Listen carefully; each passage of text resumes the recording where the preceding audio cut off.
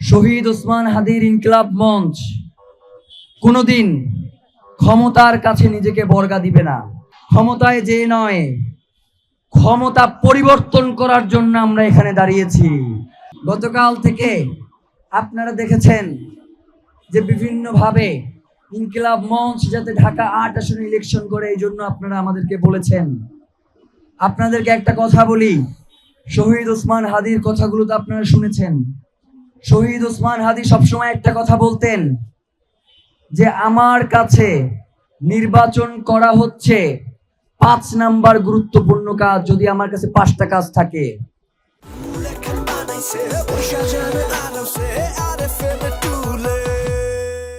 তার মানে তার আগেও আমাদের 4টা গুরুত্বপূর্ণ কাজ রয়েছে।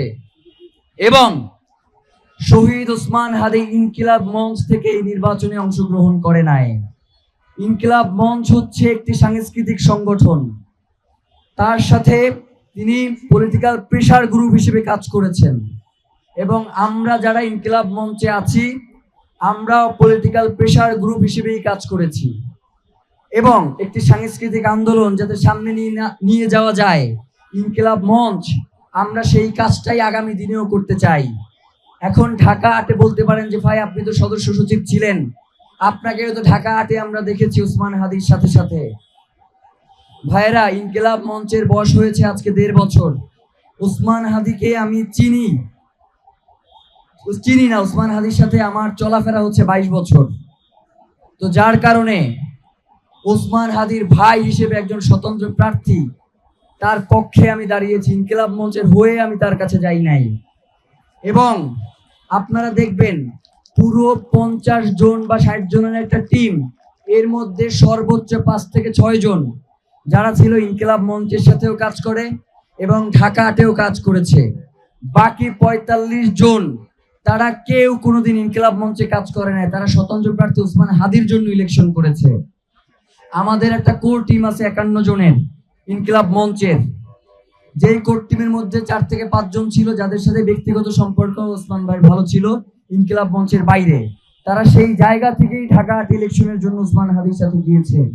আর আরেকটা কথা বলি, শহীদ ওসমান হাদির ইনকিলাব মঞ্চ কোনোদিন ক্ষমতার কাছে নিজেকে বর্গা দিবে না, কোনোদিন সে ক্ষমতার মুখাপেক্ষী হবে না।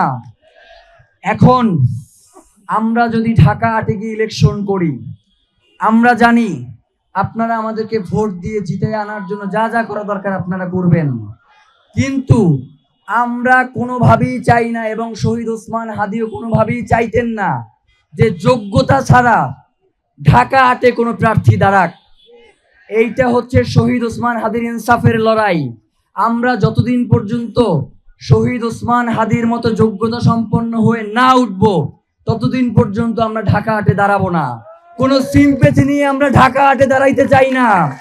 সিম্প্যাথির রাজনীতি যারা করে তাদেরকে আপনারা চেনেন। ইনকিলাব মঞ্চ কোনোদিন সিম্প্যাথির রাজনীতি করবে না, এটা আপনাদেরকে নিশ্চয়তা দিচ্ছি। আমরা যে ইনসাফের লড়াই শুরু করেছি, যদি মনে করে থাকেন কেউ যে শহীদ ওসমান হাদির হত্যার বিচারের মধ্য দিয়ে আমাদের ইনসাফের লড়াই শেষ হয়ে যাবে, আপনারা ভুল করছেন। শহীদ ওসমান হাদির হত্যার পরে শহীদ ওসমান হাদি রাজনীতি করতে আসেন নাই, তিনি বাংলাদেশের রাজনীতি আগামী দিনে কেমন হবে সেটা বিনির্মাণ করতে আসছিলেন। এই ইনকিলাব মঞ্চ আগামী দিনে বাংলাদেশের রাজনীতি কেমন হবে তার রূপরেখা ঠিক করে দেবে ইনশাআল্লাহ। ক্ষমতায় যে নয়, ক্ষমতা পরিবর্তন করার জন্য আমরা এখানে দাঁড়িয়েছি। এবং আমরা আপনাদেরকে পাশে চাই।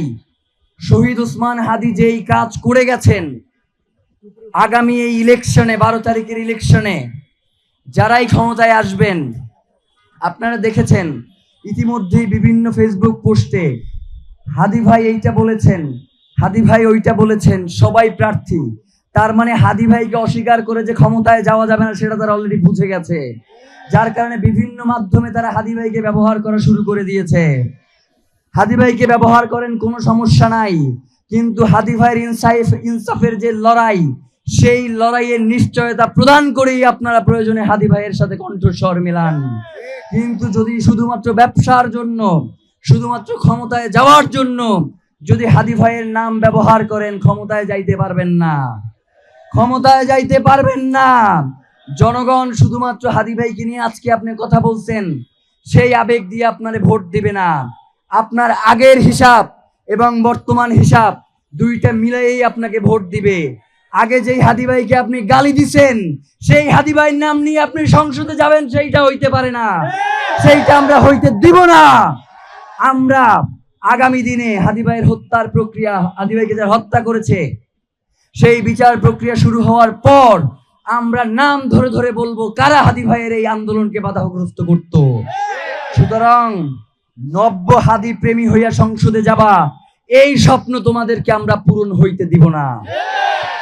প্রিয় ভাইয়েরা, হাদি ভাই কাদের পক্ষে কথা বলতো আর কাদের পক্ষে কথা বলতো না, এইটা আমাদের বলবার কিছু না, এটা হাদি ভাই নিজেই বইলা গেছেন। সেই ভিডিওগুলো আপনারা দেখেন, তার সেই পোস্টগুলো আপনারা পড়েন, আপনারাই বুঝে যাবেন যে কাকে ভোট দেয়া লাগবে আর কাকে ভোট দেয়া যাবে না।